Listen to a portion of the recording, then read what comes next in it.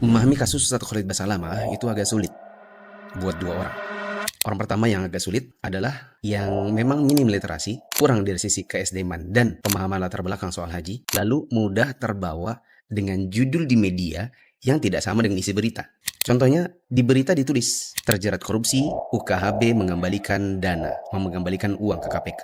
Lalu kemudian orang terpikir hanya dengan membaca judul, oh berarti Ustadz Khalid ini sudah korupsi duitnya, kemudian dikembalikan. Seperti itu. Padahal tidak seperti itu. Kalau kita paham ke kasusnya, Ustadz Khalid ini adalah yang membayarkan sejumlah uang untuk biaya visa kepada sebuah travel. Kemudian setelah berlalu masa haji, ada yang namanya refund atau cashback. Uangnya dikembalikan ke Ustadz Khalid sekian. Nah, uang itulah yang kemudian diserahkan kepada KPK. Jadi bukan dengan konteks Ustadznya korupsi duit, setelah itu duitnya dikembalikan ke negara. Melainkan itu adalah uang yang pernah dibayarkan kepada satu travel payung yang kemudian setelah selesai masa haji, uang tersebut dijadikan refund atau cashback oleh travel tersebut kepada Ustadz Khalid dan jamaahnya. Lalu kemudian itulah yang diserahkan kepada KPK.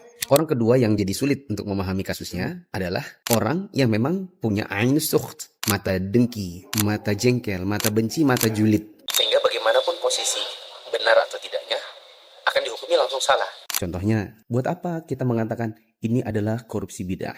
Oh, mungkin karena Ustadz Khalidnya sering ceramah tentang mari mengikuti sunnah, mari meninggalkan bid'ah. Dan bid'ah itu adalah berinovasi dalam beragama. Adapun yang namanya korupsi, itu adalah kezaliman di dalam muamalah maliyah. Gak ada hubungannya sama inovasi ibadah. Jadi ya, dua hal yang sulit ini kemudian ketika tertuang di dalam media sosial, akhirnya menimbulkan orang-orang yang semisal dengan mereka.